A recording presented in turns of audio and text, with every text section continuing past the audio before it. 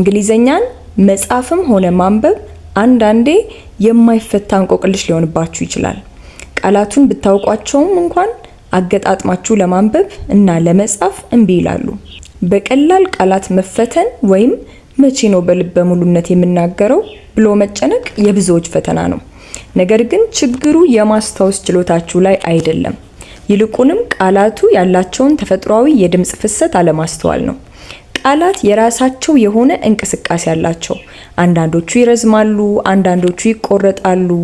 አብዛኞቹ ሰዎች ይህንን የቃላት ስልት ስለማያስተውሉ ንባብና ጽሑፍ አድካሚ ይሆንባቸዋል። አንዴ ይህንን የድምጽ ፍሰት ማስተዋል ስትጀምሩ ግን ግራ ያጋቧችሁ ቃላት በድንገት ስሜት ይሰጧችኋል። አጠራራችሁም ሆነ አጻጻፋችሁ ያለምንም ጥረት ፍሰት ያለውና ተፈጥሯዊ ይሆናል። ለዛሬ በአራተኛ ቀን ቀጣዮቹን 6 ድምጾች ይዣለሁ። ከኔ ጋር ሆኑ። በመጀመሪያ የምናያት ድምጽ ምንድናት? ኤ ኤ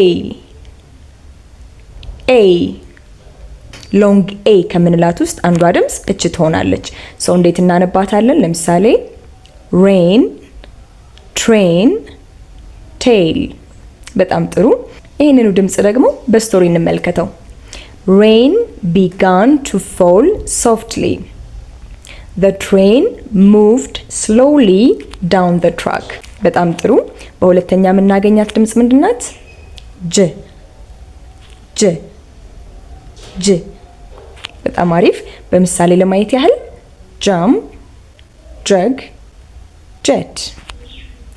የተወሰነች ደግሞ ስቶሪን ጨምርባት። ጃም dropped onto the table.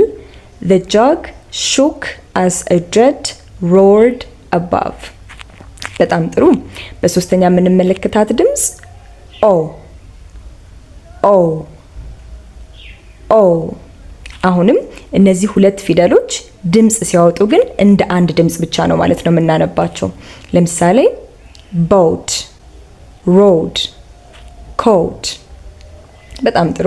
ስቶሪ ደግሞ እንጨምር። The boat moved slowly across the lake. The sailor pulled his coat tight on the road. በጣም ጥሩ። ኦኬ፣ በአራተኛ የምንመለከታት ድምጿ አይ አይ አይ።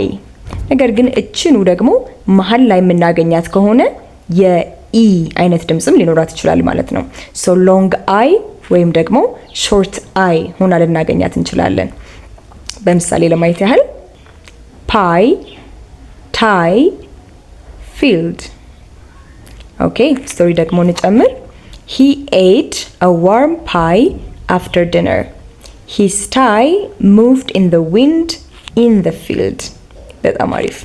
በአምስተኛነት የምናገኛት ድምጽ ኢ ኢ ኢ።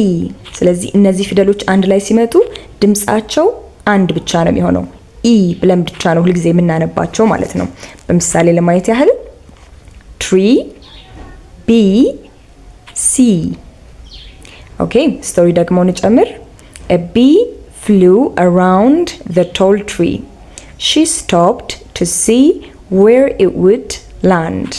በጣም ቆንጆ። በመጨረሻ የምናገኛት ድምጽ ምንድነች?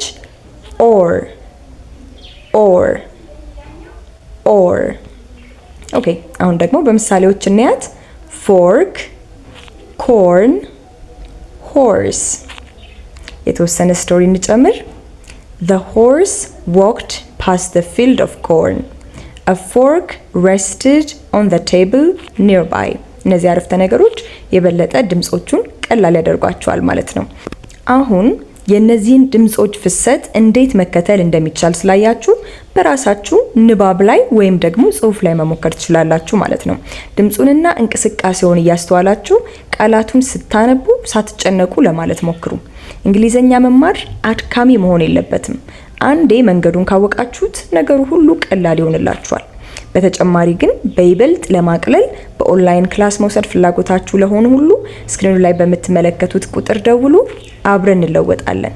በልበ ሙሉነት ለማንበብና ለመናገር የሚረዱ ተጨማሪ መረጃዎችን ለማግኘት ሰብስክራይብ ማድረግንና ላይክ ምልክት መጫን እንዳትረሱ። እንዲሁም ማንኛውም አይነት አስተያየት ካላችሁ ኮሜንት ሴክሽን ላይ ማስቀመጥ ይቻላል።